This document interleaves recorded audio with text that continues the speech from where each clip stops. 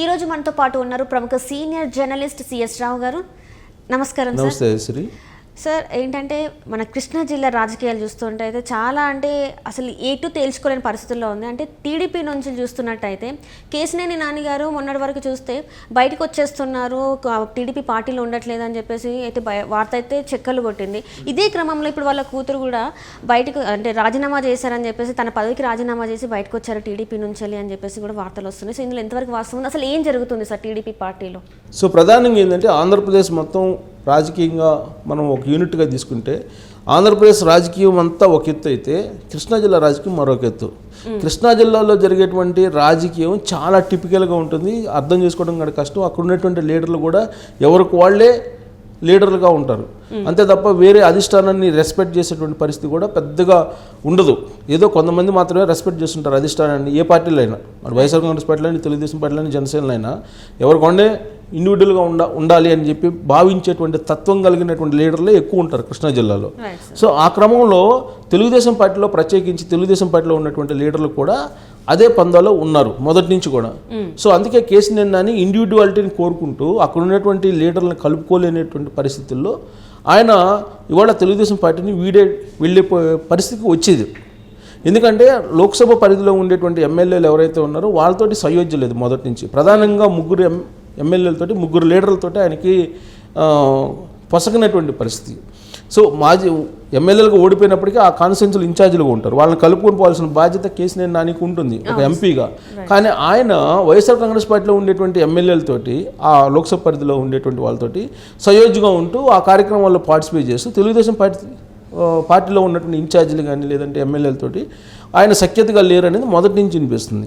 So Vijayawada corporation ఎన్నికలు జరిగినటువంటి సందర్భంగా 7.5 క్రితం ఆ సందర్భంగా కూడా ఆ లోక్సభ పరిధిలో ఉండేటువంటి ముగ్గురు లీడర్లతోటి ఆయనకి పొసగినటువంటి పరిస్థితి. ఎవరెవరు వాళ్ళు, బోండా ఉమ, బుద్ధా వెంకన్న ఇలాంటి వాళ్ళు ఉన్నారు. బుద్ధా వెంకన్న అలాగే దేవినేని ఉమ, వీళ్ళని కలుపుకొని పోలేనటువంటి పరిస్థితిలో ఆయన ఉన్నారు. అందుకే ఆయన ఇండివిజువల్గా రాజకీయాలు నడుపుకుంటూ వచ్చారు. ఇప్పటి వరకు 2 సార్లు వరుసగా ఎంపీగా గెలిచారు. ఈసారి కూడా నేను గెలిచి చూపిస్తానని చెప్పి ఆయన అంటున్నారు.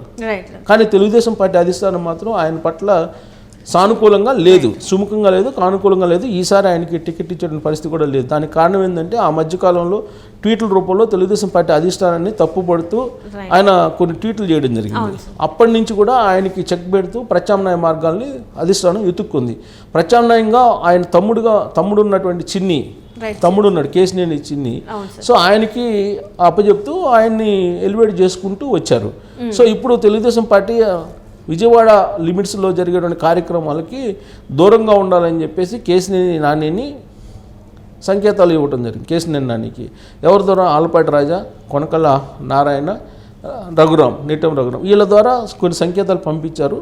మీరు పార్టీ కార్యక్రమాల్లో ఆల్రెడీ వేరే వాళ్ళకి ఇన్ఛార్జ్ బాధ్యతలు అప్పచెప్పాము, మీరు పార్టిసిపేట్ చేయండి కానీ బట్ లీడ్ చేసే ప్రయత్నం చేయొద్దు అని చెప్పి వాళ్ళు ఏదో సంకేతాలు ఇచ్చారు. అప్పటి నుంచి ఈయన కొంచెం దూరంగా ఉంటున్నాడు అని చెప్పి తెలుస్తుంది. సో ఆ క్రమంలో ఆల్రెడీ ఆయన ఒక 2-3 రోజుల నుంచి ఒక ట్వీట్లు చేయడం లేదంటే ఆయన పోస్టులు పెట్టడం జరిగింది. దాని కంటిన్యూషన్లో ఆయన కుమార్తె శ్వేత, అప్కమింగ్ లీడర్, తెలుగుదేశం పార్టీ నుంచి ఒక యంగ్ డైనమిక్ లీడర్గా విజయవాడలో గుర్తింపు పొందింది శ్వేతకి ఫాలోయింగ్ కూడా ఉంది, కార్పొరేటర్గా కూడా గెలిచింది ఆవిడ.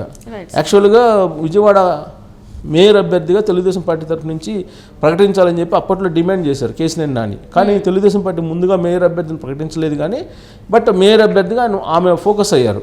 సో ఆమె కార్పొరేటర్గా కూడా గెలిచారు. గెలిచిన తర్వాత అప్కమింగ్ లీడర్గా అందరూ భావించారు. కానీ ఇప్పుడు శ్వేత కూడా తెలుగుదేశం పార్టీకి రాజీనామా చేసి, ఆమె కార్పొరేటర్ పదవి కూడా రాజీనామా చేసి, కార్పొరేటర్ రాజీనామా ఫార్మేట్లో ఆమె రాజీనామా చేసి తెలుగుదేశం పార్టీకి గుడ్ బై చెప్తూ ఆమె ప్రెస్ మీట్ కూడా పెట్టడం జరిగింది. ఏం చెప్పారు ఆమె చెప్పినటువంటి కంటెంట్ ఏంటంటే, రాబోయేటువంటి రోజుల్లో తెలుగుదేశం పార్టీకి గుంటూరులో కానీ మచిలీపట్నంలో కానీ ఎంపీ అభ్యర్థులే లేరు. సో విజయవాడలో బలమైనటువంటి అభ్యర్థిగా ఉన్నటువంటి కేసినేని నానిని కాదని బలహీనమైనటువంటి లీడర్లకు ప్రాధాన్యత ఇస్తున్నారు. సో తెలుగుదేశం పార్టీ రాబోయేటువంటి రోజుల్లో అసలు ఎక్కడా గెలవదు అనేటువంటి యాంగిల్లో శ్వేత మాట్లాడారు. అంటే ఆల్మోస్ట్ అటు కేసినేని నాని, ఆయన కుమార్తె ఇద్దరు కూడా తెలుగుదేశం పార్టీకి రాజీనామా చేసేసి వాళ్ళు ఇతర పార్టీకి ప్రత్యామ్నాయ మార్గాలు చూసుకుంటున్నారు అనేది కన్ఫామ్గా అర్థమవుతుంది. కానీ ఎక్కడ ప్రత్యామ్నాయ మార్గాలు చూసుకుంటారు అనేటువంటి ఒక ప్రశ్న వేసుకుంటే వైఎస్ఆర్ కాంగ్రెస్ పార్టీ ఆహ్వానిస్తుంది అనేది తెలుస్తుంది. అయితే ఇక్కడ ట్విస్ట్ ఇచ్చారు జగన్మోహన్ రెడ్డి అని చెప్పి తెలుస్తుంది. కేవలం శ్వేతకు మాత్రమే ప్రాధాన్యత ఇస్తున్నారు. కేశినేని నానికి పోటీ చేసే అవకాశం విజయవాడ నుంచి ఇస్తారా లేదా అనేటువంటి ఒక సందిగ్ధత అయితే నడుస్తుంది. ఎందుకంటే ఆల్రెడీ అక్కడ ఓడిపోయినటువంటి వైఎస్ఆర్ కాంగ్రెస్ పార్టీకి సంబంధించినటువంటి పీవీపీ పొట్లూరి వరప్రసాద్ మళ్ళీ ఆయన టికెట్ను ఆశిస్తూ ఉన్నారు.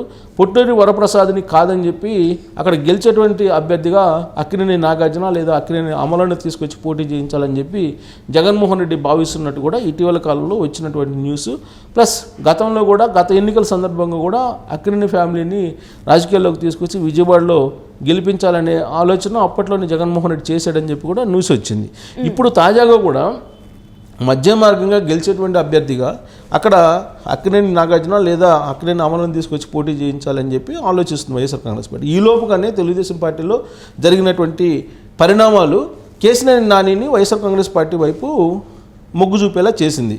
అయితే ఇక్కడ ఏంటంటే కేశినేని నాని కంటే కూడా కేశినేని శ్వేతకి అక్కడ విజయవాడ నుంచి రాజకీయం చేసేటువంటి అవకాశం వైఎస్ఆర్ కాంగ్రెస్ పార్టీ నుంచి ఇచ్చేలాగా తాడేపల్లి వర్గాల్లో నడుస్తున్నటువంటి చర్చ.